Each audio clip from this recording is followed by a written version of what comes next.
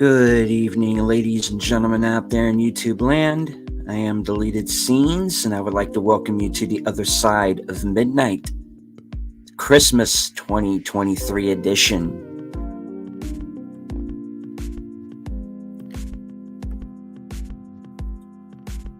Already in the chat, some guy named Deleted Scenes. Wrenches, keep an eye on this guy. He seems dangerous. Keeps saying Merry Christmas to everybody, and that's screwy behavior, and we can't have that. We have Last Call, Troy Pacelli, host of Western Cinema Presents Jedi Bill.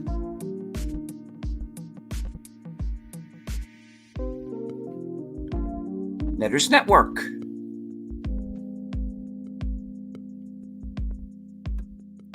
Jesse Guajardo, friend of the channel.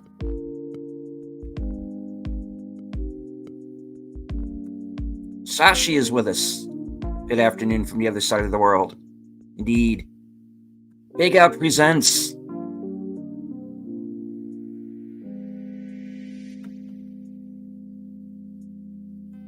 All right, as promised, I have some guests backstage.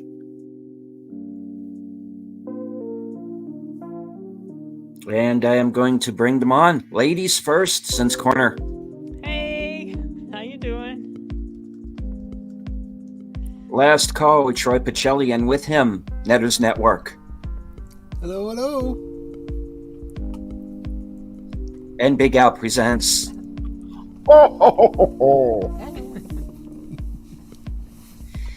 The show tonight is being simulcast on Sin's channel as well as Big Al's.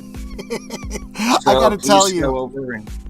Deleted Scenes, I'm sitting here in the green room waiting for you to go live, and all of a sudden my phone blew up. And I'm like, why is everyone going live? What's going on? And then I look at my phone. Sin's Corner, Big Al, Deleted Scenes, all went live at the same time.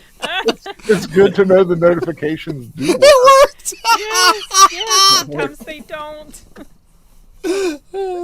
Davina Drew, good to see you, sir. Drew. Welcome to the show. Yeah, All right. I've never tried the simulcast thing. That's So pretty cool. You got it set up then. Yeah. Cool. Nice. Cool. I'm the slow one. I'll do it some other time. All right. Sin, Well, that's the show. Thank you all for coming. Take care, everyone, and Merry Christmas. It worked. Sin, I gotta ask, is there a story behind how you got a hold of that Turbo Man doll? And if not, can you make one up? Like, did you have to fight through the mall for it or something? There he is. So it's not super exciting. My daughter's boyfriend is Puerto Rican, and when he moved here to live with us last summer, he brought that for me from Puerto Rico. See, you could have spiced that up and said you had to fight your way through a crowd beat down an Austrian bodybuilder to get that figure. So cool, right?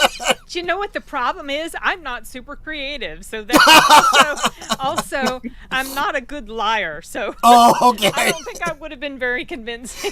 It's not lying; it's telling a good story. Right? Yes, I know, and I don't think quickly on my feet like that. Fair enough. I was just telling the truth.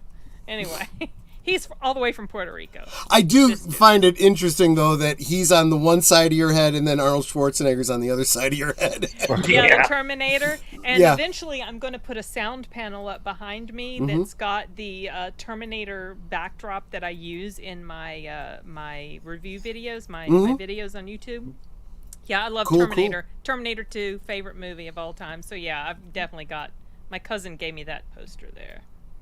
Are we good with the Sarah Connor Chronicles, or is that Oh, that was so good. Right? Did you watch that? Yes, I was did. so surprised at how good that was. I so loved it. disappointed that they just left us hanging there? I know. Yeah. I hated that. Oh my gosh. Yeah, that's Well, it like was on Fox. They like to do stuff like Yes, you're absolutely right. at least That's we got the 2 problem. seasons though. Yeah, you're absolutely right. It was good. I honestly It was did better not than think most of I- the movies that came out after the Yeah, second movie. It was definitely better than pretty much all the movies that came out after Yeah, the second yeah, movie. I mean, yeah, I you're like kinda Salvation. right. Okay, I'm that's grown on me, but yeah, I didn't think I, I would like like it. Salvation too. Yeah, it's because Yeah. it's like a whole other different type of like you can't. I mean, you can compare it to the others because it's in a different environment, but that part took a bit to grow on me, and now it has. So I think it fits pretty well. Oh right, I know. I do feel like there's some fan edits to be done of some of those movies. You know, Yeah, I've seen could some be. great fan edits of a lot of movies that weren't so good, but you trim out a little bit, maybe Yeah. put in a restored scene or whatever, and sometimes it makes all the difference. Yeah. Yeah, no, I could go on and on about Terminator. I will stop. I will stop. Oh, that. I still remember well, seeing what it a day have way to back do, like- in the early 80s Yeah. in the movie theater. Oh, what a great day. I wish that I could was. see I wish I could have seen the first one on the big screen. I never have seen that one on the big screen. Hate that. Sorry, deleted it. And we No, interrupted no, you. that's What were you fine. saying? No, that's fine. We'll Yeah, have to do no, a we just took Terminator over the 2. show. That's it. It's no longer the deleted scene show. Oh no, It's been a mutiny. that's too far. Okay. There Wouldn't won't be be the no first time. mutiny. Got to experience National Lampoon's Christmas. I guess Christmas Vacation. He means this year, where everything either goes wrong, or I got hurt trying to decorate the house. Ouch. Fair enough. Emotionally unstable amphibian. Good to see you. Merry Christmas. That's a great name. Isn't it? Yeah.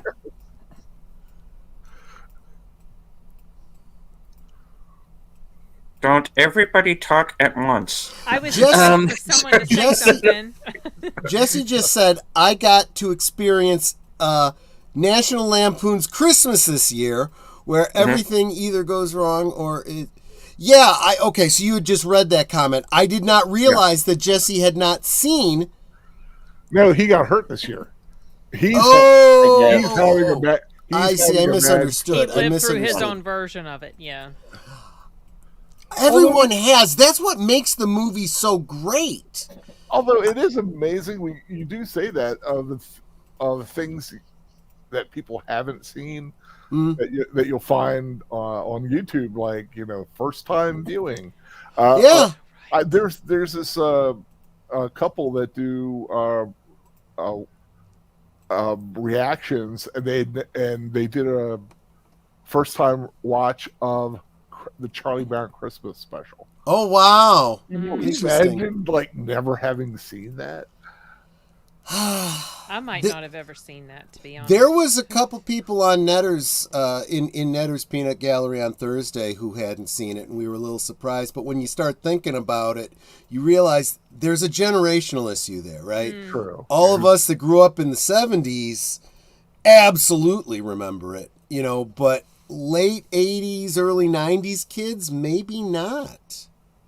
I thought they still play that on TV. Do they not? Of course, They TV don't doesn't- anymore. Now Apple TV Yeah, has Apple Charlie Brown. in it. Apple iPaywall has taken all of them and hidden Was- them. So Was Rudolph on this year? I know it was on like Freeform, but was it on regular network television? I don't know. Regular? I don't watch network. I I don't don't know. watch network. I know. I either. think AMC had it. It used to always be on the first Monday after Thanksgiving on CBS, 8:00. That was like, it was like set in stone every year, and I don't believe the last few years they've done that. It's Probably infuriating. not. Although I do know ABC had Santa Claus is Coming to Town a couple times this year, so that's good. I'll tell you what. I've had a really hard time with Rudolph watching it ever since I saw Silence of the Lambs. I mean, having a girlfriend named Clarice, it kind of ruins it for me. No, I always feel bad for the abominable snowman when he gets his teeth pulled. Oh, Like, the Bumble, yeah. oh, He's a humble Bumble. Bumble's bounce. Because Bumbles bounce. yeah, you just made him just eat oatmeal for the rest of his life. Well, Jesse I mean, it was either that or, something more drastic. It kind of was self-defense. He was going to eat them. Hey, Rudolph had horns. He had Well, that's that. true. 90s kid, I watched Charlie Brown special on CBS Cartoon Network. There you go. Yeah, like I said, until very recently. It was within the past, 5-6 years that they took it and they put it out on the paywall. That's why I say own physical media, everybody, because then they can never take it away from you. Yeah. Yeah, but as long as Hallmark still streams for like 3 months Christmas movies, I'm okay. What 3 months? You're talking about it in June and July, dude. Well, but it's this time of year when it's on 24/7. I don't begrudge it, but it's not like it's that. I think there is money to be made in a 24/7, 365 Hallmark Channel Christmas. Like they have movies and mysteries. I agree with you 100%. They could have shows talk, about decoration. I agree. It would work. I would buy that specifically just to have that network. Uh-oh, everybody on your best behavior. Jedi Bill's here. Hello, Bill. Heyo. How's it going? Good to see you, my friend. Good to see you. Merry Christmas. Merry Christmas. Is it 98 or 99? Okay, thanks, Jesse. I was surprised it lasted as long as it did, with its religious I know. messaging, that I know. It's like, oh, God forbid. Ooh, I said God. Ooh, no, Yeah. can't Yeah, exactly. Exactly. But I'll tell you what, great memories. It wouldn't be I was just saying it the other day, it wouldn't be the holidays without Vince Guaraldi. Linus and Lucy is not immediately what you think of as a Christmas tune, but it became that, I will say I was chatting with Soundtracks with Birdman the other day, and he sent me, because he loves the singer Mary Fall, and he sent a version of her singing "The Christmas Time Is Here." Mm-hmm. Oh God, that was so beautiful. Yeah. But yeah, he's still suffering. Poor guy. I hear you. Yeah, is it this year? It seemed like everybody's been kind of under the weather here, like the last 4 or 5 months. Well, it is that time of year. Obviously, Netter has. Soundtracks with Birdman has. Troy's been ill. I've got something going on. It's not like stopping me from like going on with life or anything, but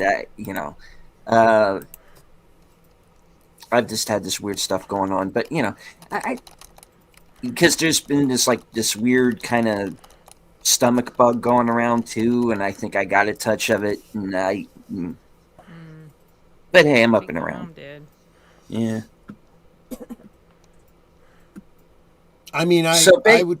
We're all dying basically here. Well, I was going to say, I made it. Well, Netter and I both made it for 4 years without getting sick at all. So I said, when we got hit hard. Yeah, once it got in there, it incubated between the two of you. That's about it.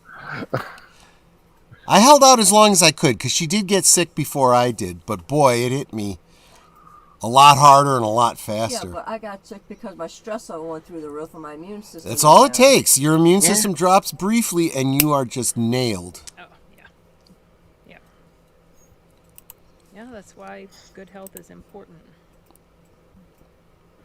Trying to build healthy habits like good eating, exercise, plenty of sleep, things like that.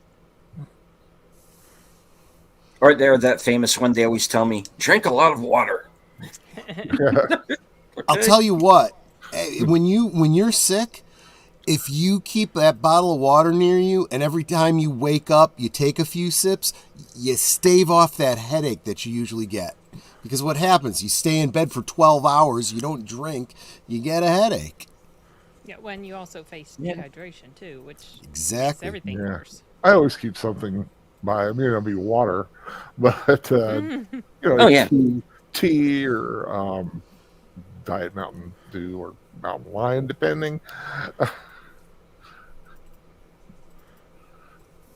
Dark. Life is Sasha. That's supposed true. Also kind of true. Yeah, you know what? My, I my mean- son has said this. Like from the moment you're born, you Merry are. Christmas, you're everybody. already- I mean, you're- that is You're starting true. the process of dying. That which is really is depressing to true. think Nobody about. lives forever. Thank you. Yeah. Don't We take each life show too a death. seriously. Thank you and good night. Yeah. Well, listen, Um, every time I think about that, I always think about on Golden Pond and the mindset of Henry Fonda's character in there. Mhm. And they always say, it's like, you've been like obsessed with dying ever since you were a young man. That's a good one. I might have to put that on a rewatch one night. Yeah. Never seen it. You never saw it on Golden Pond? Oh, wow. Long time ago. I like that because I like a good I saw it years ago. I like yeah, it. never I saw like- it. I like good acting movies Mhm. where you watch actors at their craft. I mean, you have Henry Fonda and Katharine Hepburn. I mean, Just it's like kind of.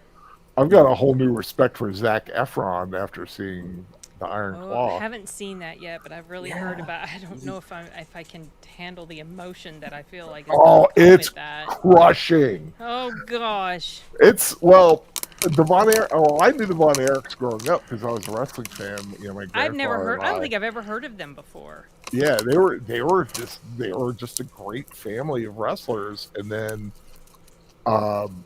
they always talked about the Von Erich curse because the father did a Nazi persona when he was wrestling, and then it said that it just kind of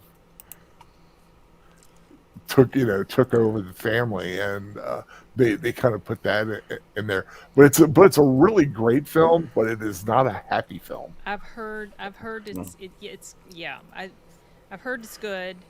I have to be in the right mood to put myself in that sort of. But I mean, I was sent screeners for it before it came out, and that's just been one. I'm just like, I don't know. I watched Society of the Snow last night, and that was. I haven't heard of that one. That was intense. It's coming out on Netflix in early January, and it's based on that true story that I'm sure you guys have all heard about, the crash in the Andes of the rugby team in 1972. Oh, and yeah, the soccer team. they had to eat the bodies of the people that had died to survive, and so this one is it's got Uruguayan actors in it. It's in Spanish, so I guess feels maybe, I don't know, a little bit more authentic than the 1993 one, which was English and Hollywood and all that. But yeah, it was Is good. it Just really subtitles? Or Yeah, it's got subtitles. Okay. Yeah, and of course, if you understand Spanish, then that makes it easier too.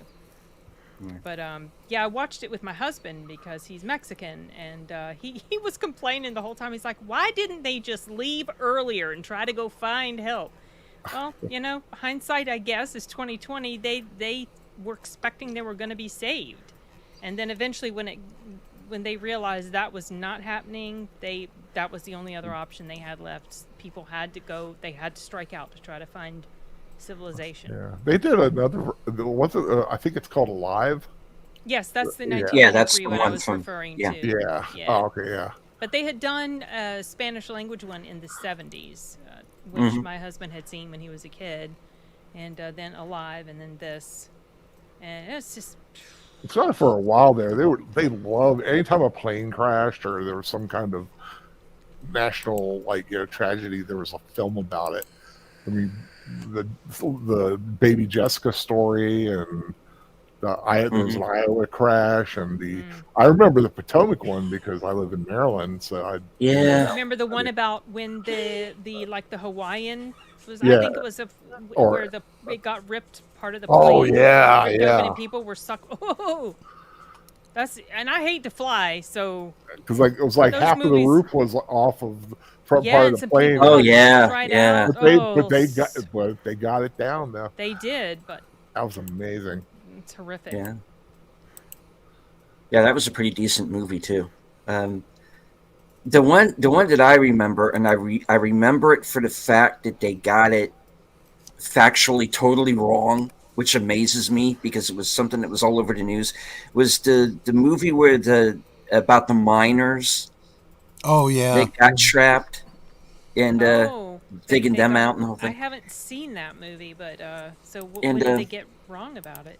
They got pretty much most of it wrong, which was weird. Oh, They did this kind of. It was this weird kind of anti-corporate. Oh, the company's going to leave us down here to die thing, and Oh, I saw that. Yeah, I It think I know what was- you're talking about. yeah, and they had when they had to go onto this guy's property to find a way to dig in and get the miners out. In real life, this guy was like, look, dig up my whole property, do whatever you have to do. What do you need from me to help you get this done faster? I'll go and make food for the men's, and so you can go and do this in shifts. You can sleep inside my house. In the movie, he's sitting up on his porch in a rocking chair with a shotgun, keeping everybody at bay. And I'm like, don't come near me. I'm like, Pump up the dramatic narrative. what? And see, this is exactly what I talk about when I get so upset about not getting historical stories correct, because those are real people you are depicting, and you have an obligation to them and their families to portray them accurately. That's why I took my rating for Iron Claw. I took a star off because there was some historical things that because I knew, because being What were they? a fan. in case I see it, so they eliminated a brother. Oh, okay. There was a younger brother and they kind of combined two of the brothers into the one brother, and some of the timing was a little wonky, and like they had someone playing Ric Flair, but it kind of came off a little parody as opposed to yeah. But Ric, you cannot do. You got to get the right guy to play Ric Ric. Flair feels like a parody, though. Yeah, True. To begin with. But and see, that's the thing, is you've got to find that balance. Yeah. And it just you got to get the right personality. I just don't think it was the right actor. I don't. Well, it's tough to do that, but the core actors that they had in it, Efron and the guy who plays the bear, they were fabulous in this film. Lily James is in it. Okay. And hello to DJ Ronnie G. Yep. Good to see you.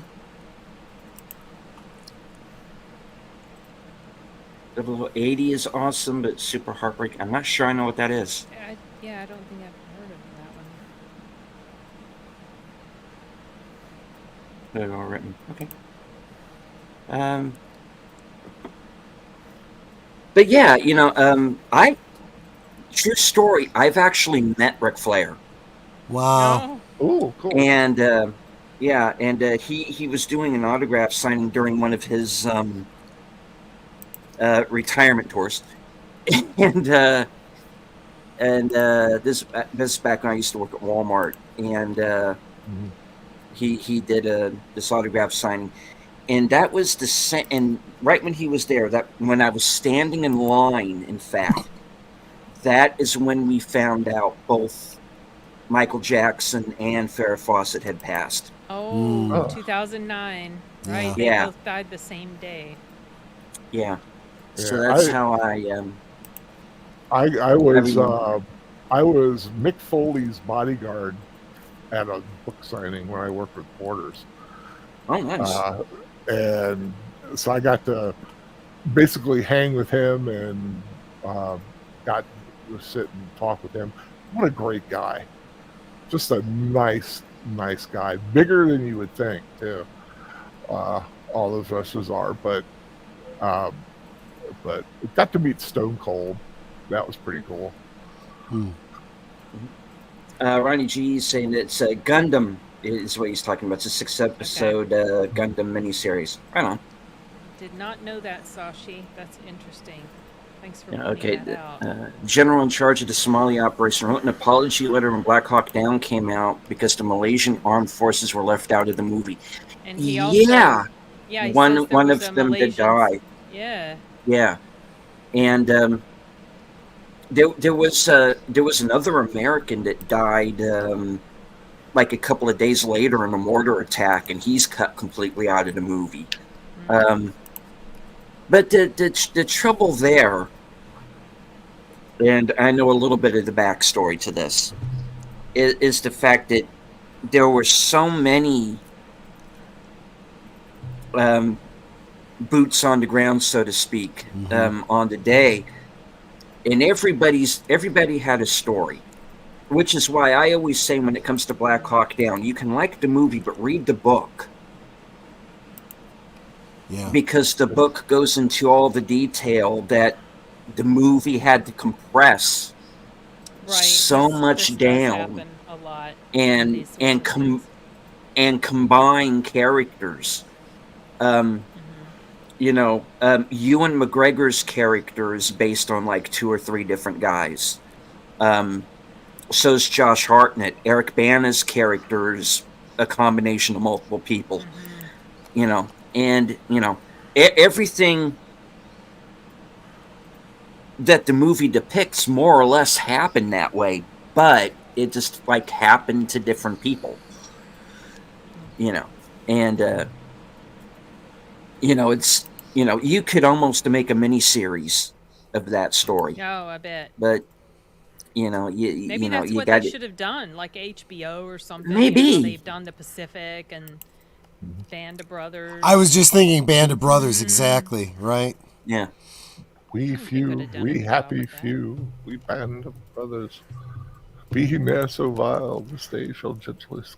Sorry. You know, but no, that's fine. You know, but Sashi's right. You know, the Malaysians figured in a lot more to the Mogadishu incident than the movie depicts. Certainly, just like in Argo, you know, Argo pretty much leaves the Canadians out of it, even though they pretty much pulled off the whole thing, really, with this CIA man. Yeah, I talked with Pops on his channel when we were talking about that. Yeah. Never saw that. I haven't seen Black Hawk Down either. I need to watch those. It's good. It is. I know because, well, I mean, obviously we all know it's Ridley Scott. There's always multiple edits, you know. There's a longer version of Black Hawk Down. I'm not sure I've even seen. Yeah, I haven't seen that. That's like a near 3-hour cut of it. But yeah. But I got to tell you, and I don't want to go too deep into this, but you know, it's seeing everybody's reaction to Rebel Moon, because that was supposed to be a much longer R-rated film, and now we're getting this basically 2 1/4 PG-13 version, and I'm starting to see, based on certain people's reactions to Zack Snyder, I'm starting, and hello, Dulcimeris. I'm starting to understand people's complaints about Ridley Scott. Because they're kind of the same. they're very good. I'll just say it. They're good cinematographers, but they don't know how to tell a proper story. I agree, 100%. I think I've been saying that a long time about Zack Snyder, that he is excellent if he has a single story that is written by someone else that's already storyboarded for him. He can take that and translate that as a visual storyteller. That's why I did like Watchmen, and I did like The 300. But he was literally taking a graphic novel, treating it as though this was the storyboard, and turning it into a film. When you give him anything else that requires editing, whittling down, whatever, he's like a bull in a china shop, And boy, does he love his slow-mo. He does. He's a one-trick pony in that regard. Oh my! Yes, I was watching Rebel Moon. I'm like, man, this would have been a shorter movie if they just had everything at normal speed. And honestly, the other thing that kind of bothers me a little bit, I tend to drown it out, but it I think it says something when you see how rabid his small fan group is. These Snyder cultists online that think he's the greatest thing ever. It's like, guys, you really need to get together and go buy more tickets to his movies and whatever, because the fact is, when things don't do well, studios tend to go, okay, well, I guess we're not going to be making any more of these movies.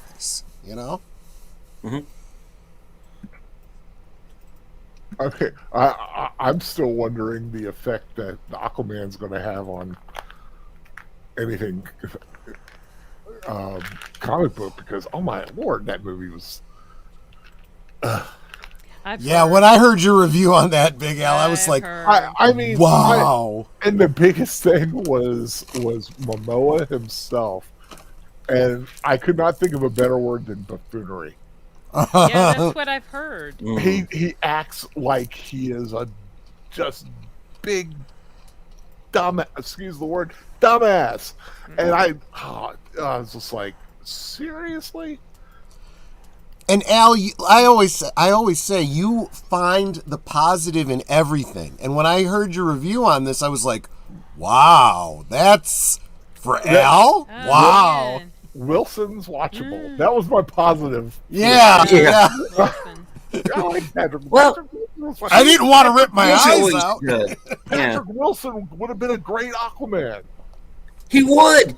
Because when he had the short blonde hair, and I'm like, that's Aquaman. Yeah. That would also be more true to the way Aquaman. Agreed. Absolutely. And he has more of a regal, noble thing. Even his character was even talking about how he did some dumb things in the first film. I assume I still haven't seen the first one,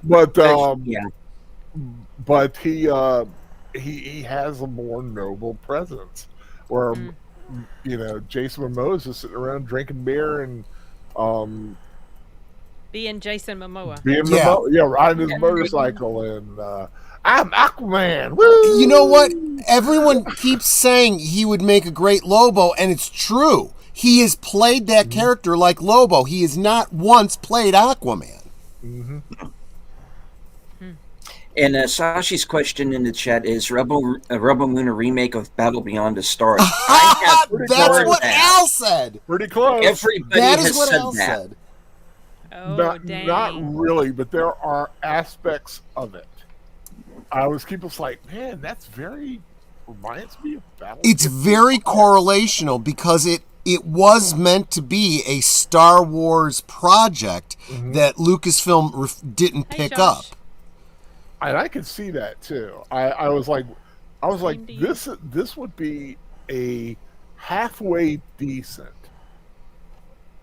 the D word, Star Wars film. Of course, with changing the aesthetic and a few things and just making it a different time. Yeah. But I think that says something. When Disney is not willing to pick it up, how bad does it have to be? Yeah, I mean, Yeah. it's not bad, like that. It's visually very, very good. I love the visuals of it, but like I said, the storyline is just, there's aspects of Star Wars, Battling of the Stars, which was the one that shocked me the most. Hunger Games, because it's the girl on fire. And Child of Fire, or whatever it is. I mean, there's just little bits and pieces of other movies in it. Well, one of you, and I hadn't heard that before tonight, had mentioned that it was supposed to be like R-rated and longer or something like that.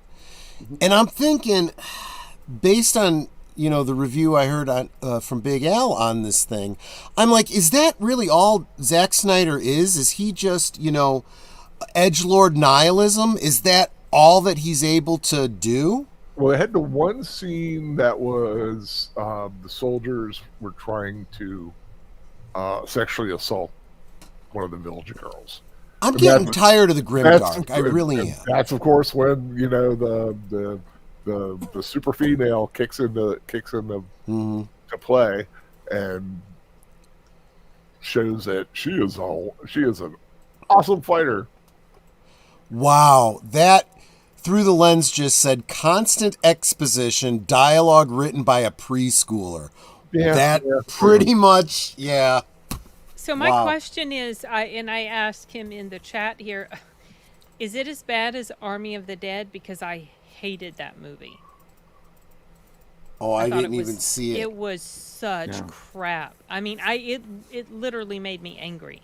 We went to go see it. I'm glad I didn't see it now. It was to me, it was absolutely terrible. Is that the one with Batista in Vegas? Yes, and it was so bad. Like it held up okay, like maybe halfway through, but then it just started to tank for me. Now I love the Snyder Cut. I absolutely love that movie. So I know he's got the talent, but I was looking forward to Rebel Moon, and now I've been hearing all this terrible. So I'm like I said, dreading. I gave it 2.5 out of 5, which for me, yikes, that's bad though. Not in my realm. For me, I will say, if you want to watch it at 2.5. It's like a very low recommend. So there's already talk about a Snyder Cut of this, and that is supposed to be released in 2024. Well, they got part 2 coming in. Was it April, I believe? Scar Giver. If there's going to be an actual Snyder Cut of Rebel Moon, I might wait for that. But I don't get this stuff. I don't understand. Might be worth waiting to see how the second one plays out and just kind of do a. I wish I could forget about Army of the Dead, Sashi. I wish. I saw Army of the Dead, and I'm sitting here thinking, okay, I know Batista was in it, and I know there was some guy who opened the last act, state. the one. I cannot remember anything about it, really. I did not think I would be asking this question in a Christmas live stream, but anyone got a good zombie recommendation? Zombie film? The episodes in What If, season 1 of What If. Oh, like the Marvel Zombies? I just binged What If, you guys. I'd never seen it because I got a link to the entire second season. And so I decided maybe I should watch What If. I've heard it's good. You guys, it's so good. I'll have to check that out. It reminds me of what the excellence that Marvel used to be. The writing, oh my God, I loved it so much. I loved it more than probably most of the films that we have gotten since Endgame. I mean, I guess we could combine, zombies and Christmas and say, what's the name of that movie? Anna and the Apocalypse? Okay.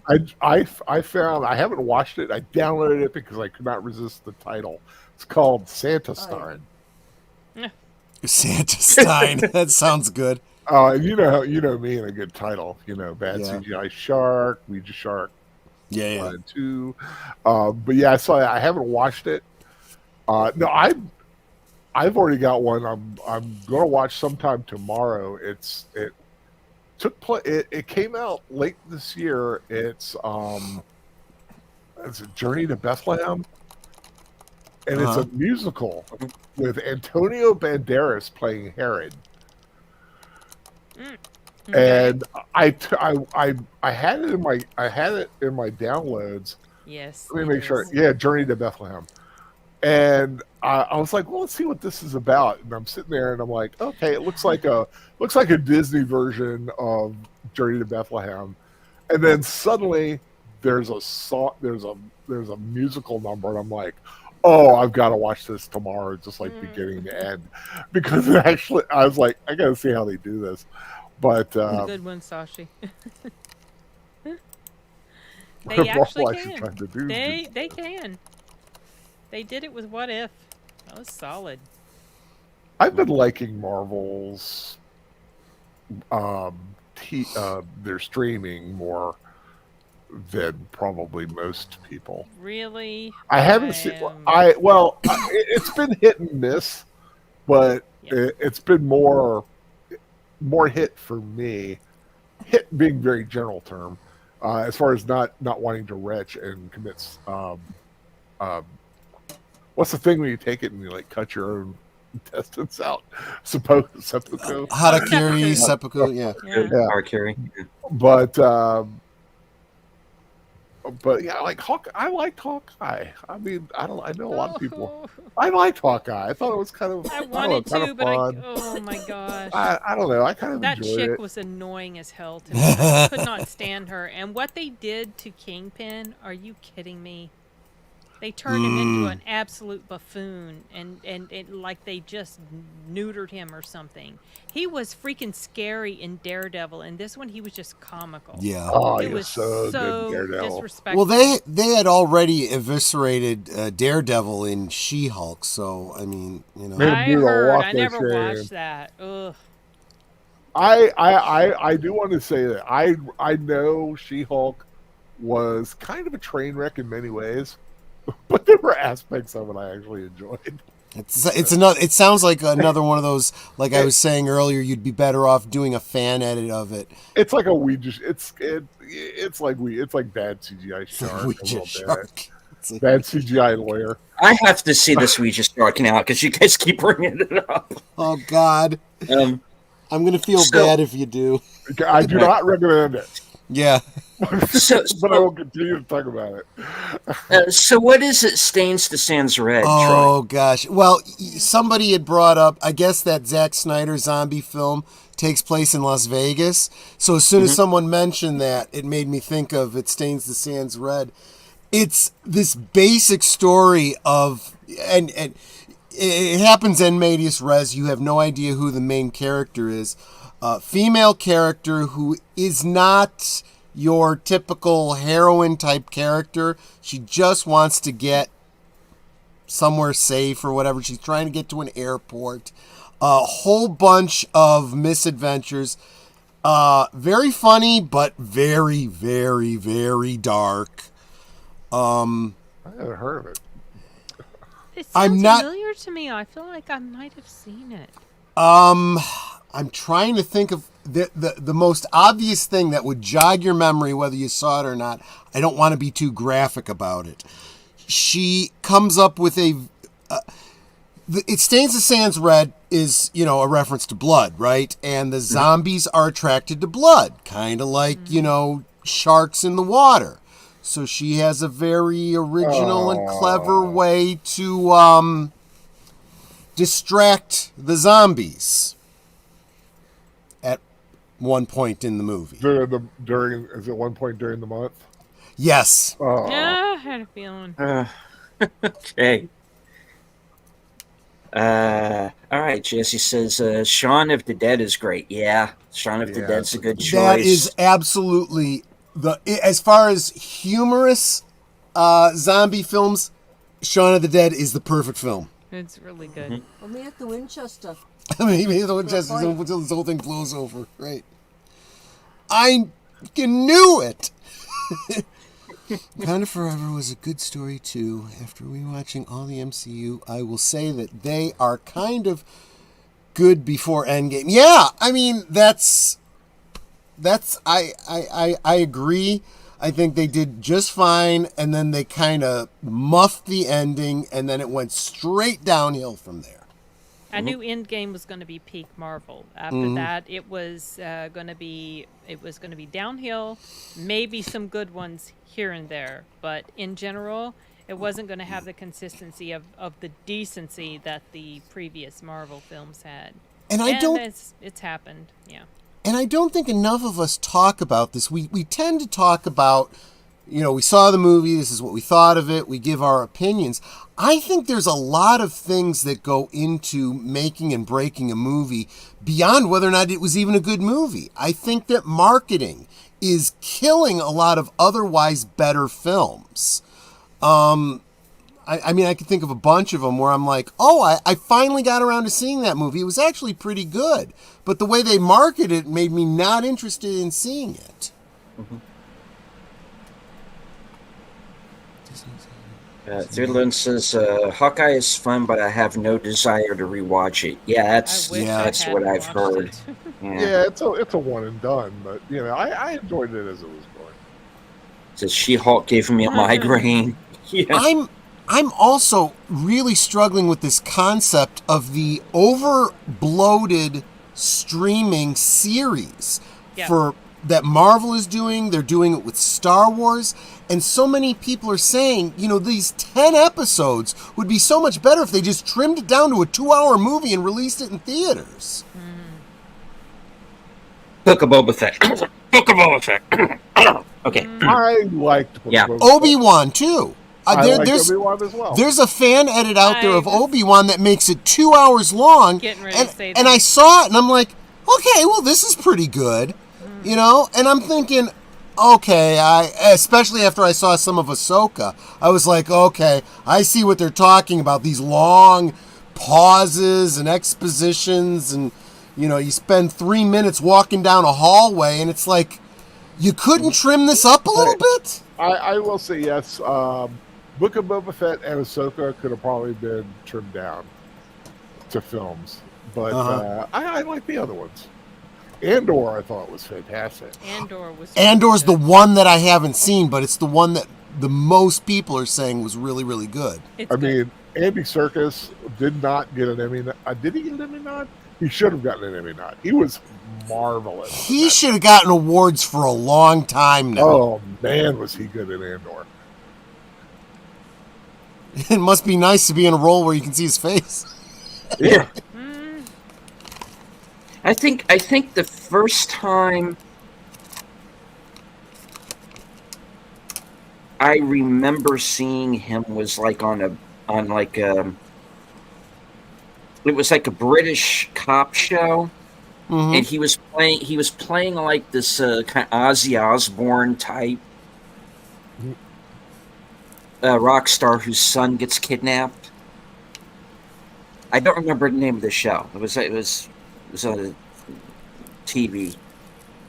It was also, I think that was pretty much the first time I saw him, because I keep wanting to think he was in an episode of the British version of Touching Evil, but I think I'm wrong. I'm not positive that was him. But yeah, that's the first time I remember seeing. I can remember the first time I knew who he was. When I saw him in his actual, appearance was King Kong, and of course he got got his head eaten. But there's a certain meta element to that too. Yeah, he's also in, which is weird. I think he's in what was that? 13, going on 30. Yes. I was getting ready to throw that out there, but it's been so long since I've seen it, I wasn't sure. Yeah, he's in that. I'm gonna have to rewatch that just to see that. Yeah, he plays the head of the magazine that she works for. Huh? Because I remember liking that movie. Yeah, that was a fun film. I did want to comment on something that Jesse Guajardo said. At least I thought it was Jesse. Yeah, Disney Plus exclusive Marvel is not canon. Marvel ends at Endgame. The thing that I wanted to comment specifically about is I have had a big struggle with this whole concept of these streaming services having, tie-ins to movies and having them be canon.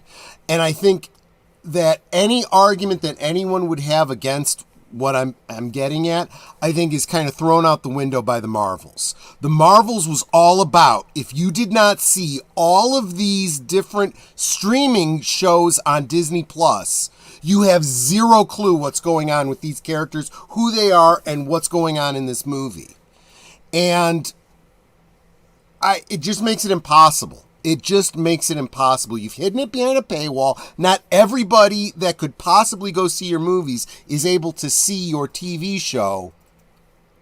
You can't consider it canon. Just saying. I do want to acknowledge the chat here. Through the Lens had to leave us. I better go. I need to finish Saltburn. You poor soul. You poor soul. I've heard mixed things about Saltburn. There's one bit of business in particular that just makes me go, why? It's more than one. There's more than one. There's at least 3 specific moments in there that were so disgusting and gross that I just became convinced that it was being thrown in there for shock value and then to just call it artsy. And I've sworn off this director now. I don't like her work. I didn't like the first movie of hers I saw, which was Promising Young Woman. And then I saw Saltburn, and it was just like, every one of those moments, you will know it when you see it because it just pushes the boundaries of nastiness, and there's just too much bodily fluid in there in certain scenes. And then there's a scene where it's like, please tell me this actor was wearing a sock when he performed this scene. Gosh, I just read the synopsis in Wikipedia. I have zero interest in this movie. It is disgusting. I didn't like it because I didn't like the characters too. So that was the problem. There was no one in there likable. By the time I watched Saltburn, I already knew what was at play because I'd seen it compared to another movie.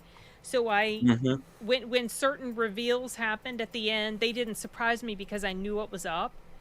And so I go into the movie not liking anybody already. Rosamund Pike was kind of funny. Her performance, some of the lines that she said were funny, but definitely not enough to redeem that movie for me. It was so gross. It was so gross.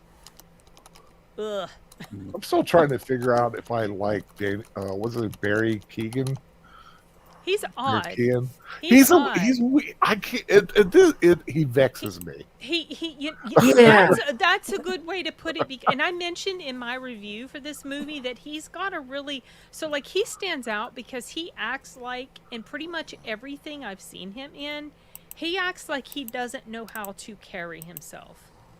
He doesn't know what to do with his body. He was in that film with facial expressions. Colin Farrell and the Killing of a Sacred Deer. The Banshees of Inisherin. The Banshees of Inisherin. Yeah, he was also in Dunkirk, and he was in the Eternals, wasn't he? Yeah, he was in the Eternals. Yeah, he did a movie before with Colin Farrell called The Killing of a Sacred Deer, which if I remember correctly, Yorgos Lanthimos directed. Which I had to tell you some things right there. And that movie was just... Yorgos Lanthimos. Poor Things. Yeah, Poor Things and The Favorite. That's him. I knew that name sounded familiar. I have zero interest in Poor Things. None. I saw that. I like. Well, it's a weird film. Yeah. I watch it and I go, it's a good film, it's a good performance, but I never want to watch it again. It's very... But you see It's here, odd. It's a very uncomfortable watch. Yeah. you see, this is the problem that I have. Is that I think Andre from Midnight's Edge is saying it best when he says they're making movies for people in their own zip code. Yeah. These movies do not have the rewatchability factor of a Top Gun Maverick or a Die Hard, or for Pete's sake, Betsy's Wedding. I would rather watch that again than most of this other stuff. That's But- Molly Ringwald, right? Molly Ringwald's in that, yeah. It's an Alan Alda film. But I'm saying is that we grew up on movies that we watched over and over again. Mm-hmm. And there are so many movies that are made now that's like a one and done. Well, especially artsy or, Oscar-worthy movies. So many of those I don't give a crap about. A lot of the ones that are nominated. You hardly ever hear about the ones that are nominated. And of course, now with the Oscar, the Oscars now they have this new rule, this diversity rule. Yes. Come on, that's Is that stupid or what? It's the dumbest thing, because you can have a great film, but if it doesn't have enough, well, Godzilla -1 would not qualify for. There you go. Can't have it, Yeah. because there's no this or that or the. It reminds me of I was just thinking about what you mentioned today when I was formulating in my mind my thoughts for. I want to do a review for The Promised Land, which is a Mads Mikkelsen movie coming out in February. I saw that about a month or so ago through a screener, and that was the movie. I don't know if you guys have seen. There's a video going around of him in a press conference or interviewee type of thing about the movie, and a reporter asks him. Basically, I'm paraphrasing, but the gist was something like, what do you think about, or are you concerned about these new sort of, requirements that have been put into place for, a movie to be considered for contention at the Oscars because, diversity and stuff like that. And I feel like he misinterpreted the reporter's question. I feel like he thought the reporter was sort of coming at him in attack mode. And so he got a little testy with him. But I agree with because the point the reporter was trying to make, what do you think about the fact that your movie, which is called The Promised Land, takes place back in, 16 or 1700s in Sweden or Denmark, wherever he's from, and it's primarily white people are in it because back in the day that was the demographic. And so the guy was asking him, what do you think, does it worry you that your movie might not be in contention because it doesn't meet these requirements or whatever? And yeah, those requirements are retarded. I just don't see. I don't like this whole. It feels to me like such agenda-based nonsense, and there are some movies that you're going to say that you're going to exclude a movie that's probably completely fine in order to be, represented at the Oscars, but no, we can't do this because we have too many of X amount of race or what the hell ever. Yeah. It's just insane to me, and stuff is happening all the time. I tell you though, actually, oh, sorry. Yeah, I wanted to say since you brought up Promised Land, the Academy released the short lists for a number of categories, and including foreign film, and Promised Land is on there. So I think they're going to picture. relax. Well, I feel like isn't it like Best Picture that this is something that applies to it? Is there a specific category that this diversity requirement is extended to, or is it the entire? Well, Well, I tell you what, though, if I'll tell you a good way to gauge this. If Oppenheimer isn't there in Best Picture, then we'll know there was some shenanigans. Okay, because it really feels to me like Oppenheimer's going to be there. If Yeah. it's not, they're going to cancel out their. And Maestro. Like, well, okay. Granted, I couldn't make it past the first 30 minutes of Maestro because I was bored out of my skull. But I'm pretty I'm sure. so glad I'm not the only one. I tried starting to Oh watch my god! that, I and tried was two like, sittings and I I couldn't. can't. I can't couldn't. get I was through like, it. I don't give a crap. I don't care. I don't care about him. I don't care about. I mean, the performances were Ferrari, fun. I don't the same care. thing. I started watching Ferrari, and I'm like, I'm Oh, bored see, I haven't out seen of that my yet, and skull. I feel the pressure like to watch it because I know it might be, but I'm not interested. I don't. I just looked up the representation and inclusion standards. Okay.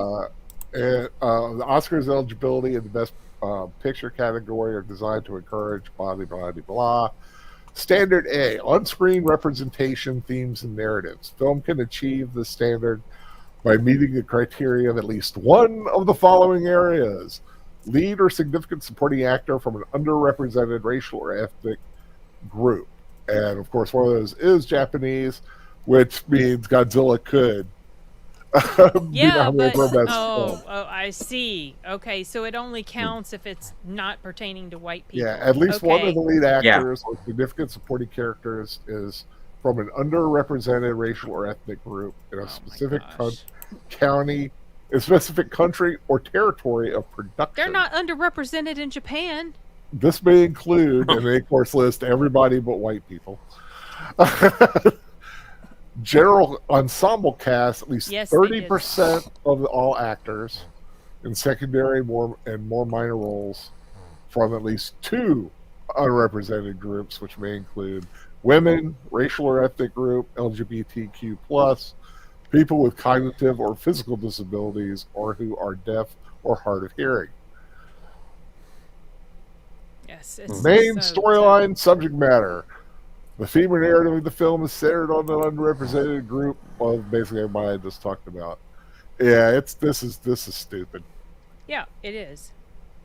Right. It really Creative is. leadership and department heads. I mean, they're even going into like the crew. Yes, they are. They are. Crew composition. 30% of the crew is from at least two unrepresented groups: women, racial, LGBTQ, people with cognitive. Now, if you get like stupid. RuPaul, can you like knock off about 4 or 5 of those categories at one time? Oh gosh! I don't. The Academy. I don't want to leave Bill out because I know I'm sure there's a couple of. He's got a couple of movies in mind on it that's kind of on his hit list, so to speak. So, Bill, was there anything this year that you were that you had higher hopes for? That just was kind of like a one and done for you in the end? Did we lose Bill? He might have had to step away. Oh, He's had a long had a long streaming day. But that's okay. We can come back to him. But yeah, I mean, they're going to have to drop this. It's not going to work. Oh, they'll try to make it work. They'll stick with it. It's like trying, it's like trying to stick a round peg into a square hole. It's just, it's not going to wash. I mean, you can have the greatest film in the world, but if you only have 29% of your crew, so where you're going to be like disqualified. Yeah. It's also ridiculous because it reduces people to qualities about themselves that aren't necessarily all that. They're superficial. It doesn't say anything about them, their qualification. Like, are they a good actor? Are they a good key grip or whatever? Are they a good cinematographer? oh no, we must look at this particular part of them first. And then it's the whole I thing really is do. stupid to me. I've I always thought feel was like dumb. it has, this is at least in part arisen from a whole generation of participation trophies. There Yes. is no value anymore to achievement. Now it's everyone deserves whatever. Prize. Yeah. Exactly. And it's expected in the workplace. It's expected in everything now. And it's, look at the color of my skin, look at my gender, look at, what I believe, whatever it is. And it's like, none of these things have anything to do with the job we hired you for. Mm-hmm. That does not make you good at anything. The color of your skin is good for nothing except protecting you or not from the sun. Congratulations. Right. Yeah. Yeah. That's true. And hello, Melissa Harris. Merry Christmas. Thank you for joining Merry us. Christmas.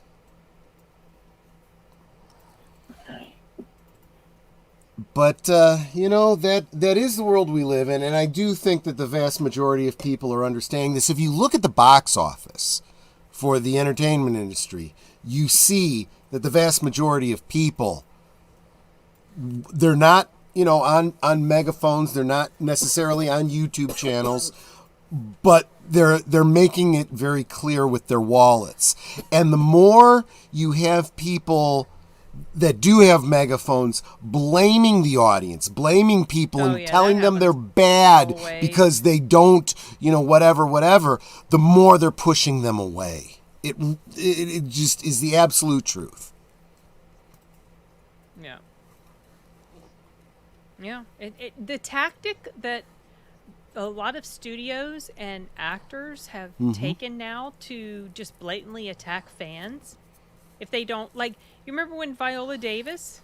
Yep. Her nonsense, and I liked her, and then she started acting completely idiotic, basically blaming people who don't want to go see her movie of being racist. Well, maybe they don't want to see it because they recognize the nonsense that it was and how blatantly historically inaccurate it was. Yeah, it was literal historic lies. Oh yeah, then don't pretend it's based on a true story. Don't call it based on a true story.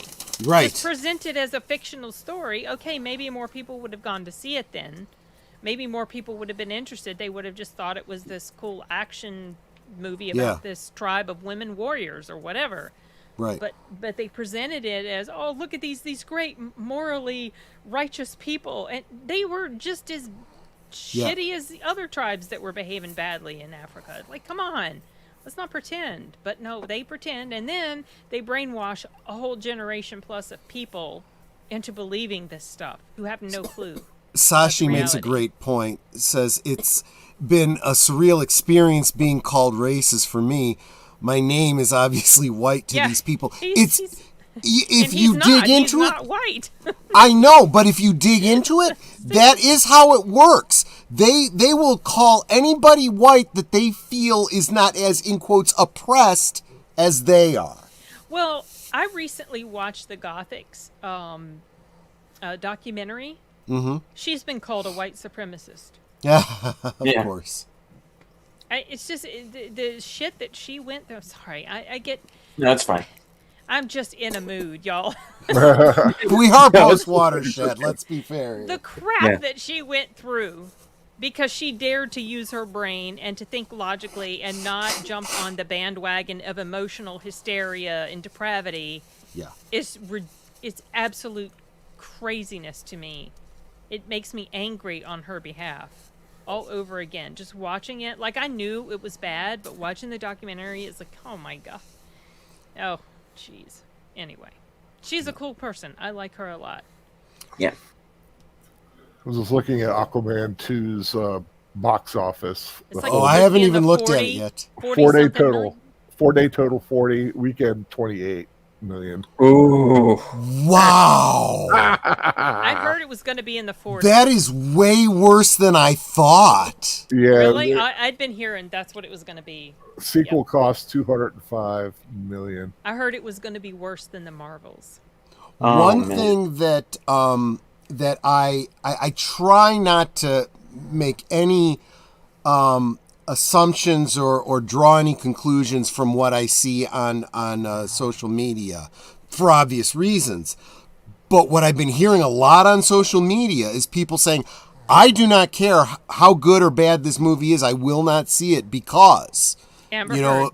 there's a certain person. Yeah, exactly. That's why I didn't go see it. Yeah. I don't blame That's anyone the for main that. reason. I did not when she did not get her butt fired.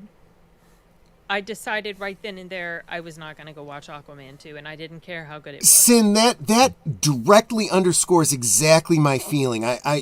Simpatico here, because it wasn't just I don't like Amber Heard, I don't want to see anything she's in, I don't want to support anything she's in. It is also the fact that so many fans were so vocal about it, saying we will not go see this movie if she's in it, and they went ahead and did it. So it was like, okay, Warner Brothers. Right? And wasn't it Warner Brothers that was doing the Fantastic Beasts? Yep. That fired Johnny Depp's Exactly. butt just based on her claims? Oh my gosh. Yeah, it was just So crazy. they should not be surprised that this is happening. Although I have to admit, I am a little bit. It is worse than I expected. I'm actually oh, happy. sure. I agree with you. I just did not expect it to be this bad. I knew it would be bad. I Yeah. did not know it would be this bad. Yeah. Yeah, but I wonder, will they learn?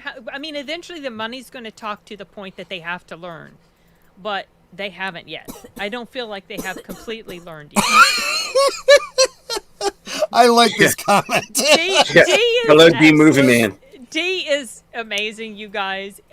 Go sub to his channel if Please, you're- yes. I mean, he is such a wonderful movie reviewer, and he's been an absolutely amazing, awesome YouTube buddy. I really, really like this guy, and he's very funny, and his reviews are interesting. Like, I will watch his reviews of movies I have zero interest in watching myself, but I'll watch his reviews because I love his content so much.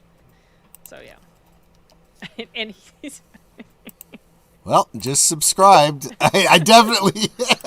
I love that. Just for that comment alone, that earns a subscription for me. He's so funny, and when he comes on a live stream and will ask questions of the audience members, his questions are always very deep and perceptive, and it's like doggone it, I can't think on the spot like that. Don't ask me these questions. I don't think I can rise. I can't rise to the occasion.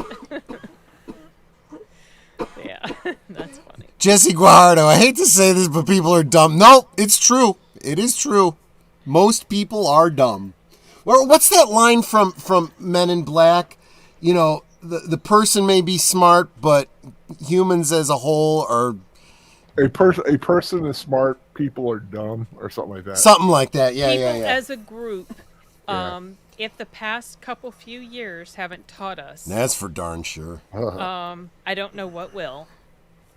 But yeah, Absolutely true. it's scary. It's actually scary. It was scary to witness some of the stuff that happened. So Yeah, I am hearing in all quarters, all areas of business, all areas of entertainment, all areas of politics, people talking about needing to get the adults back in the room. oh, Yeah, please, you goodness think? gracious, please, You think? please.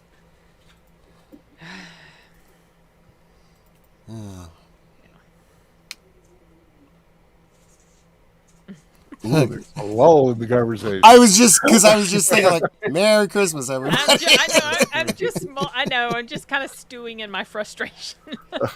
It's tough. It has been a rough couple years. I mean, we kind of sometimes need to vent. Well, that's part. Like, I was so happy. Well, this doesn't really tie into that frustration, but y'all, I was so happy when I saw Godzilla -1 because it me was too. it was such a solid movie, and I watched it the day after I had seen Two Duds the night before. At the movie theater, and then I watched Godzilla -1, and it was like it brought me right back to just good content, satisfying storytelling. You know what Sashi just said there. I gotta ask. I don't know how many of y'all are Star Trek. Well, I know Jedi Bill, but I mean the rest of y'all. To what extent you guys are Star Trek fans? If you saw that last season of Picard, where they brought back all of the next gen crew and all that kind of stuff, they had a storyline that involved the Borg that, without getting too far into the weeds, made it seem very, very, very much like the writers over there were making a commentary about the woke takeover, collective takeover of everything. It seemed to be that commentary where, you know, the people that had the experience and the wisdom had to fight against this Borg collective that was taking over. Literally, people that were like under a certain age were being taken over by this strain of the Borg and everything. And a lot of people were like, that seems pretty on the nose. Yeah. Was it a new writing crew from the first season? Because I heard the first season was pretty wobbly. This was this guy, Terry Metalis, took over in the third season, and he only acknowledged the first two seasons to the extent that he absolutely had to. But what he ended up doing with the story was bringing in all kinds of lore. Literally lore, but I meant figuratively. Yeah, see, you got the joke. Bringing in all the lore from, you know, the Next Generation and Deep Space Nine and Voyager. I mean, he touched on everything in a way that none of the other post-JJ writers have done. It made it very clear that he understood. And I'm telling you, and I've been saying this all along, the fans will forgive whatever, in quotes, woke you want to put into it, as long as it's a good story that honors the lore. You know? Yeah, and that seems to be what this guy did. I enjoyed season 3 immensely. I thought it was fantastic. But yeah, it did seem like the Borg were the woke child generation. It was so good, it even made me appreciate the Enterprise D. And I was never the biggest fan of the D. I'll tell you what, I like that. That sounded so wrong. I really like the demonetized. Okay. Yeah. Oh yeah, I'm sorry. We killed this stream about an hour ago. The Kurtleth that Worf had. I'm thinking about having Geeky Anvil forge me one because I really like that sword.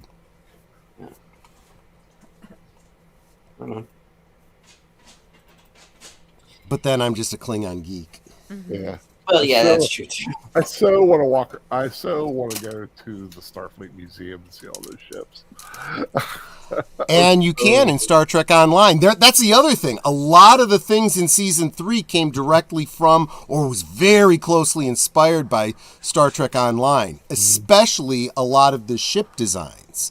So, again, kind of pulling the fans together. Imagine that. Imagine, trying to unify fandom. The only thing I had an issue with, and it's a big issue, I did not like the fact that they renamed the Titan the Enterprise. Did not like that. Yeah, that I could see as being a real problem for all the fans of the Titan book series. Is the Titan. Yeah. I mean, even though it was Titan, it was a Titan A, but still. The Enterprise should have been a new ship. You can make it look exactly like that one, but yeah, you should not have renamed the Titan. The Titan was an honorable name in and of itself. Yeah. And I've always been a big one on a lot of these ships. Sometimes there was a great deal of visual storytelling when a ship would come on screen and it's got some battle damage or whatever. And it's like, that ship has had its own adventures and stories off screen, D Movie Man. If you want to, if you want to jump in, DM me on Twitter and I'll send you the link. Yeah, Sasha agrees. Yep, Titan should not I'm have been actually named in the surprised Enterprise. he's up, but not really because he's on break now. So Oh, he does pull later out, like because his the holiday break and everything is what I mean. So he's actually up. Sometimes when we're streaming and it's during the regular time of year, and he can't always stay on with me the whole we go until midnight. But he's up because he don't have to go to work tomorrow. Oh, that's because it's Nice. Christmas. Yeah, that's right. Yeah, but we were talking about Godzilla. Mhm. I'll be interested to see how well it does when they release the black and white version. I think There's that's a black and white one coming. yeah. They're going to be putting it. They're going to be basically desaturating it or something, and just giving it that original 54 look. I'm not a fan of black and white, y'all. So I like don't black. know. I like black and white. I don't generally. Honestly, it depends how it's filmed. I mean, especially like modern stuff, and that's why I'm a little concerned about taking, -1 and desaturating it. I think about Tom Conkle's film "Trouble Is My Business." He filmed that with the intention that it was going to be black and white. And he gave thought to the colors he used because he wanted it to look good in black and white, but he knew he had to do a color version of it. And I don't think enough people think that through. They think, oh, just make it black and white, just desaturate it. And that doesn't always work that great. Yeah, I'm kind of interested to see if it's something that they thought about. And, Snyder said he filmed the Justice League in black and white initially. Which That's I found interesting. weird. Yeah, that was what he had to work with for the longest time. That's just weird. Isn't that interesting? I think that's quite interesting. I mean, that was the way I interpreted what he said, because he was talking about that was what he worked with for so long, and then of course it came out in color, but he wanted to honor the original work that had been done, so that's why he released the whatever he called that version that was black and white. Okay. Dark or something, Justice League Dark or something. I can't remember. Yeah. Jesse Guarda saying, if I see the clips of the color version of the 54 Godzilla. No. How did I miss that? Not me either. Yeah. Because I love Big G. Got Big G sitting. I've got a small little Christmas tree on a bookcase, and I got Godzilla and Gamera protecting it, and Ultraman making sure that no hijinks happen.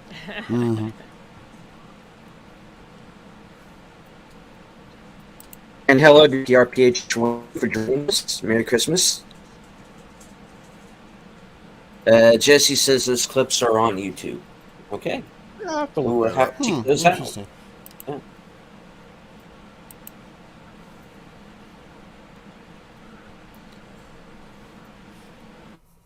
I need to get the soundtrack. I have yet to get the Godzilla soundtrack. I have to get the Godzilla -1s because they keep the original themes in it.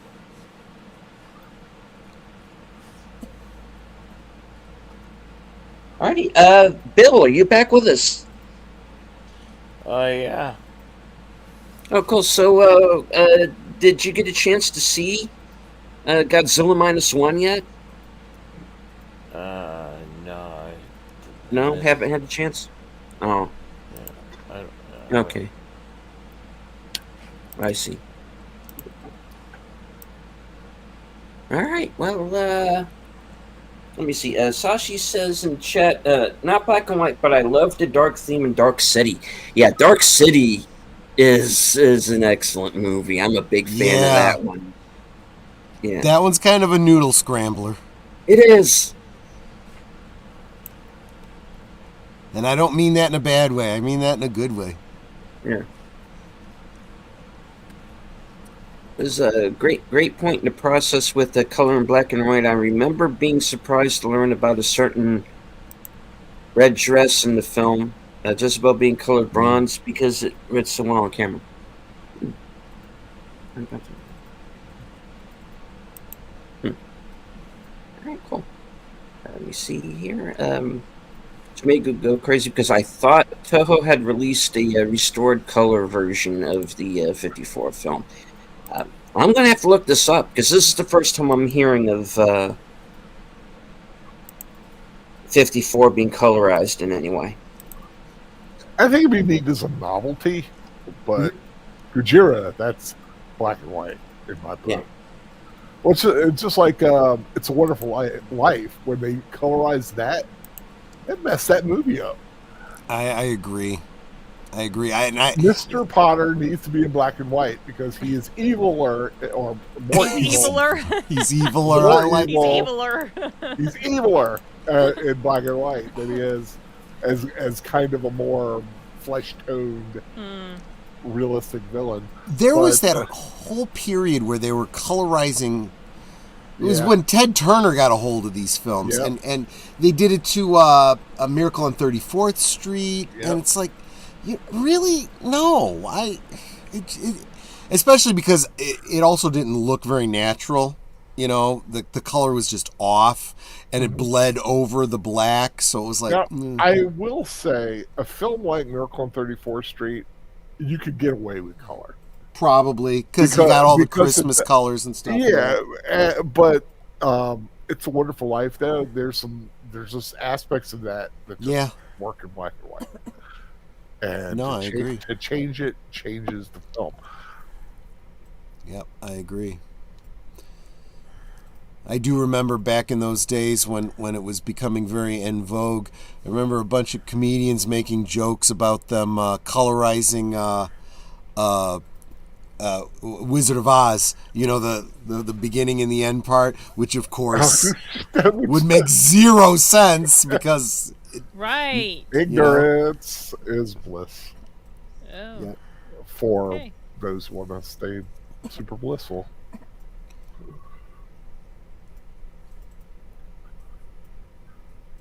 But yeah, that would just be dumb.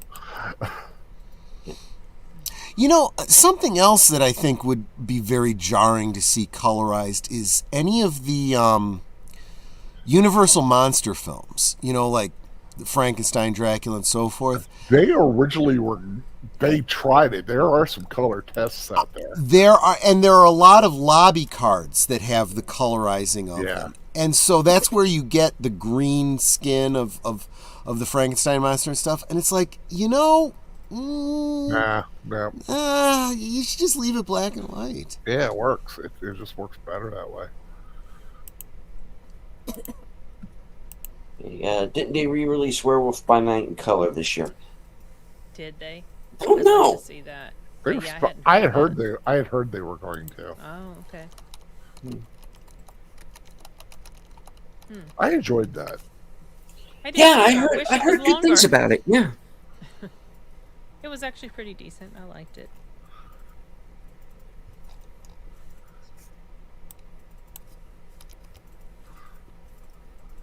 All right, so let's go around the horn here. Is there anything that coming up that anybody's looking forward to, or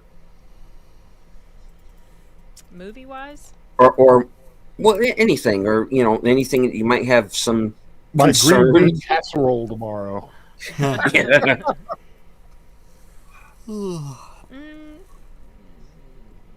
I got a ticket to see Night Swim when that comes out, so I'm hoping that's going to be fun. That looks interesting. Yeah, it might be. Yeah. I am absolute in 2024. Definitely looking forward to Ghostbusters: Frozen Empire and Dune 2. Yeah. I have heard some whispers about a Dune 3 already being okayed or lit or whatever. I don't even know if we got a title yet. Hopefully they'll call it Dune Messiah, like it should be. Yeah. I mean, unless they're thinking about how they want to break it up, maybe they won't go exactly that way. But you're right, they should. They shouldn't shy away from that title, but I could see the entertainment industry being a little concerned. Those are the two probably that I'm looking forward to the most. Well, I over the last few days, I've been trying to catch up on the Jack Reacher series on Amazon, Yeah, season 2. and well, actually, I'm still in season 1, so Oh, I was gonna ask if it I was think as I'm up good to as episode season 5. 1. Um, Oh, season 1 I've was been good. hearing. Well, my understanding is the ratings for season 2 are already 50% higher than season 1, Wait, and that I wait, know. what? Yeah, that the I ratings were like higher by like double. It was like double the ratings of last year. Well, you know what? I never checked with the ratings. You mean like the critic scores or the audience scores? Is that what you mean, or do you mean the watch ratings, like how I many think it was the people? watch ratings. Yeah. Oh, okay. Because I was confused. I thought you meant the critic, like the reviews of it, which surprised me because I thought it was already well received last time. Interesting.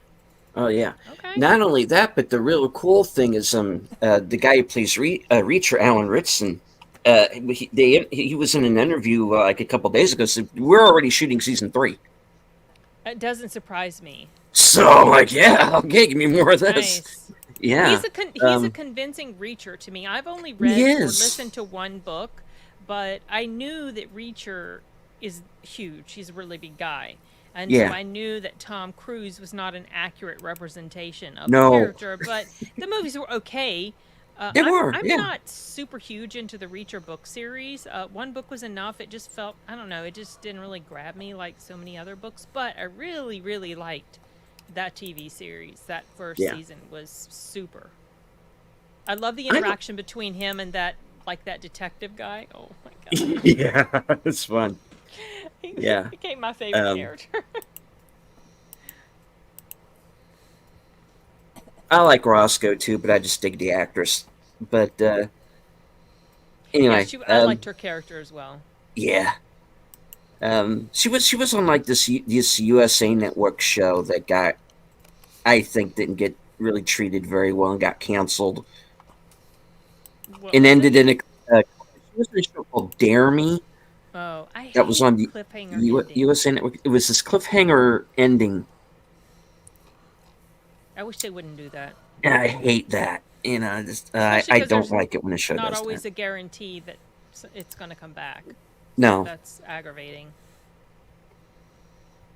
Yeah, I prefer these self-contained seasons like Reacher does, like Justified did, and Fargo for what I saw of it. But because the trouble with me and Fargo is I actually stopped watching it in the middle of a season and I never had a chance to go back to it. What So season it's did like you stop it at?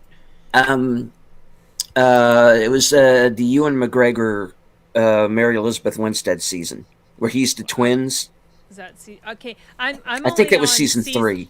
Okay, I'm only on season 2 right now. That's a pretty solid series.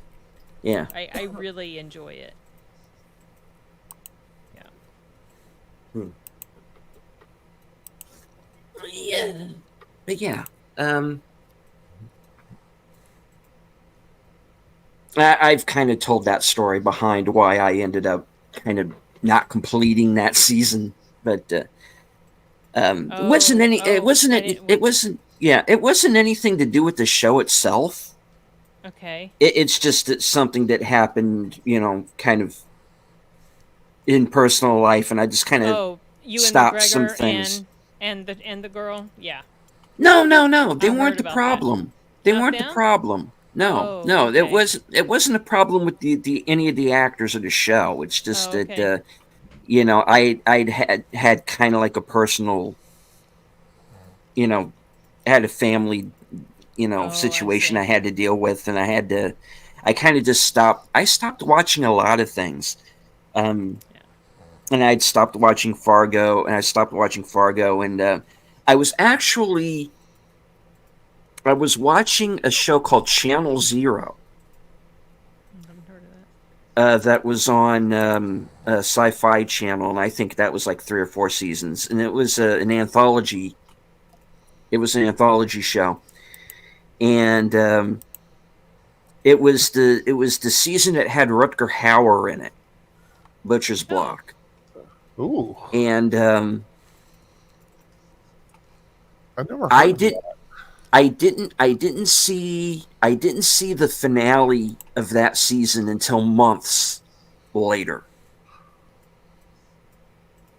So I kind of had to go back to that, but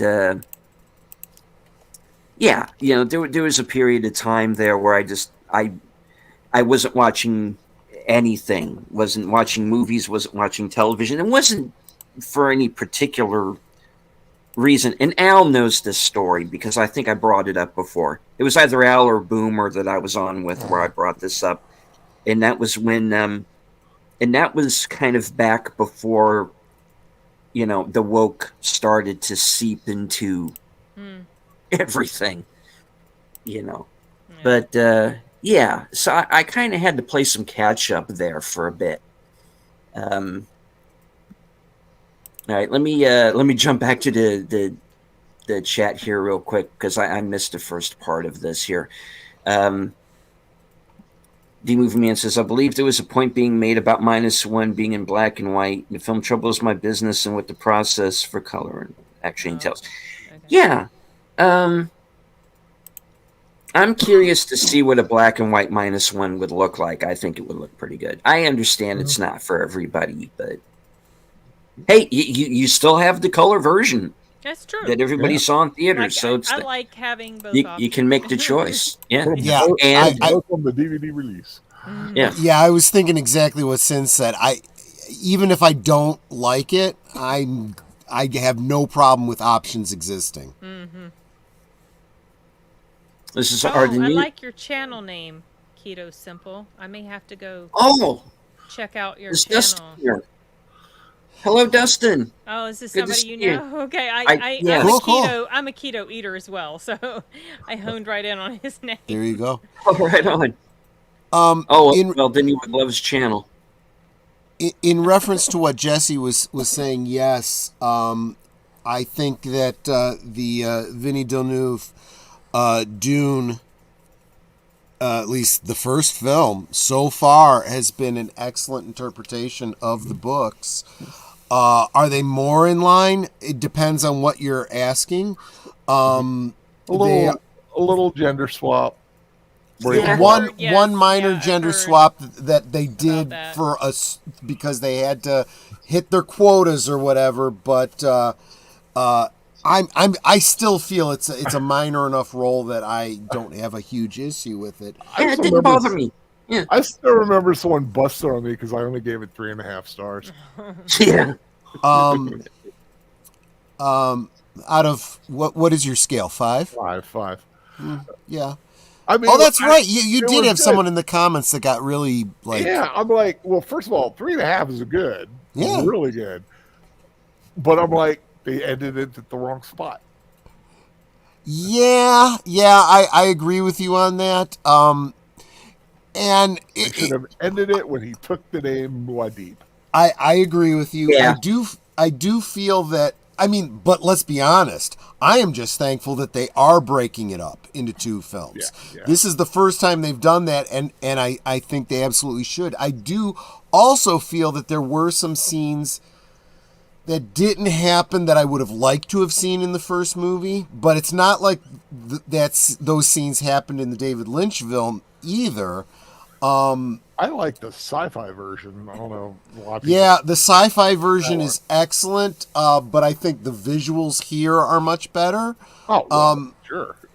Yeah, bigger budget and all that kind of stuff, so sure. But yes, I think the simple answer is yes. I think they're doing a better job of interpreting the book than any previous version. This could, in theory, be our definitive film version. But I would encourage everybody, get out there and read that book. Don't read ahead if you are enjoying the movies. Let them make the movies and then read the book. But yeah, this is definitely one you should do that with. Alrighty. Well, we've reached that time, folks. And I think it's about time to wrap up the show because it's been a long day for a lot of people, and I think some of us would like to go and get some Open rest. up presents? Oh, yeah, we could do that Presents, too. Yeah, sure. Hit ourselves over the head with the hammer. And D-Movie Man says, real quick, because I do remember this. So I remember there being an alternate black and white cut of The Mist. Yeah. Interesting. I still need to watch it. It was, in contrast, the crazy 88 scene in Kill Bill still works so well in black and white. There's also an option to watch in color. Oh. Yeah, the longer well, it's not like a longer version. It's just the movie simply edited together. There's a version called the whole Kill Bill: The Whole Bloody Affair, where it's the whole 4-hour long thing. And from what I understand in that, it's not as much of the black and white in that version. Yeah. But I haven't seen it, so I don't know.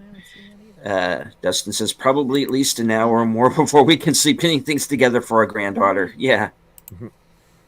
All right. Oh, and also Real Wade Nation Gaming Clips. Thank you for joining us. Yep. All right, we are about to wrap it up, I'm afraid. I want to remind everybody that we were simulcasting on Sin's channel and also on Al's, so please give them a thumbs up, show them some love, say hello in the comments, hit the like, share out the streams. If you are new to all of our channels, please subscribe. We need more subscribers. We like subscribers. We subscribe to our channels, please. I'm sorry. I'm okay.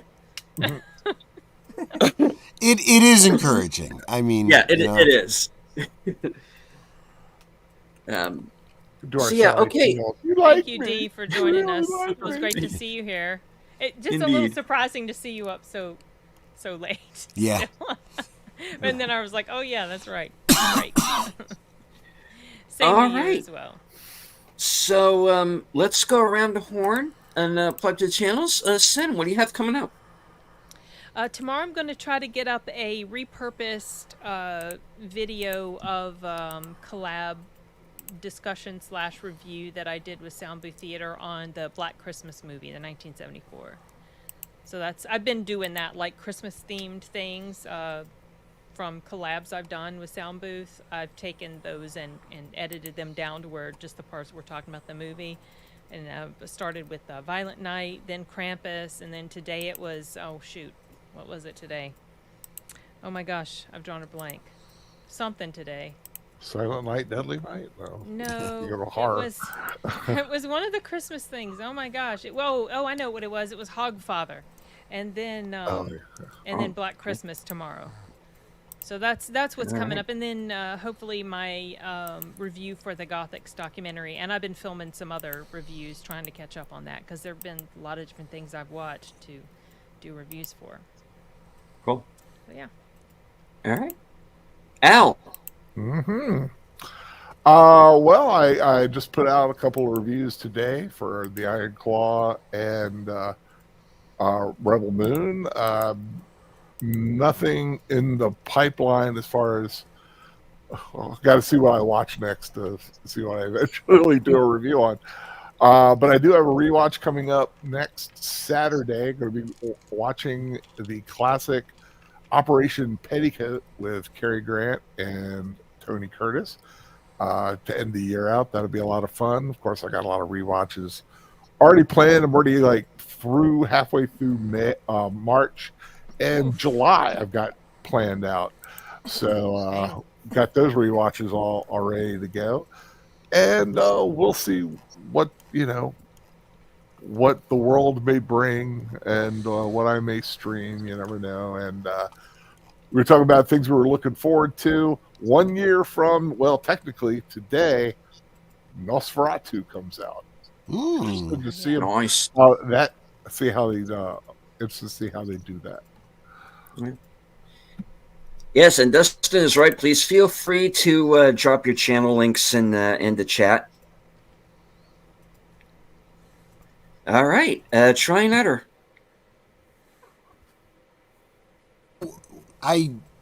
would I be stepping on your toes if I brought up that we're going to be on your channel on Tuesday, talking about the second half of Laura Palmer's Secret Diary on live from Sparkwood and 21, which will get us in line to carry on with the second season of Twin Peaks after that.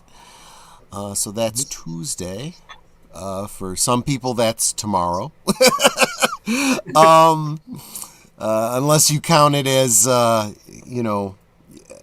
you slept, then it's in 2 days. Thursday, over on Netter's Network, Thursday Things.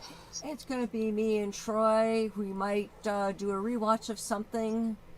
Yeah, we ran into a hiccup because I found that not only did I not have the Peanuts New Year's episode or special or whatever you want to call it, it's never been released on DVD, and it is not streaming anywhere except behind the Apple paywall. So we may have to rethink what we're going to do, but we will do something on Thursday, Netter's Network Thursday Things.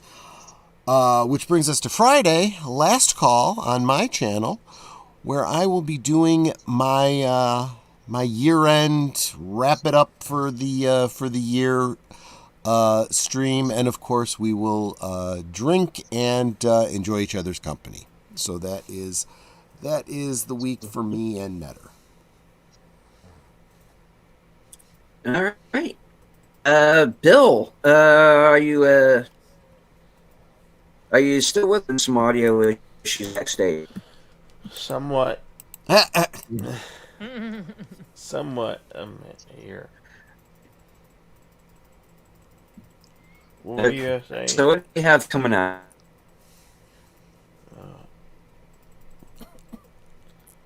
Nothing that I ain't been doing already. Fair enough. So the karaoke, yes, Bill, karaoke on Wednesday, Saturday, and on occasion on Friday. There's also Action Theater, which is Thursday afternoons at 3 p.m. And also West Presents, which is also every Sunday, also at 3 p.m. Yeah, All right. So, right. Well, hello? Yep. Yo, yeah. You can see. And as this is the last episode, Other Side of Midnight, for this year. Next week will, of course, be the big New Year's Bash. I also host a show called Unscripted, which is every Sunday at 8 p.m. Eastern. Next week's episode is going to be my year in review wrap-up. I also do film reviews, so stay tuned for those. All right. I'm going to go ahead and close out the show. I would like to thank Troy and Netter, Al, Sin, and Bill for joining us. Everybody in the chat, it was good to see you all. Yes. All right. From HQ, good night, take care, stay strong, because this is how we win. Good night. Merry Christmas. Same.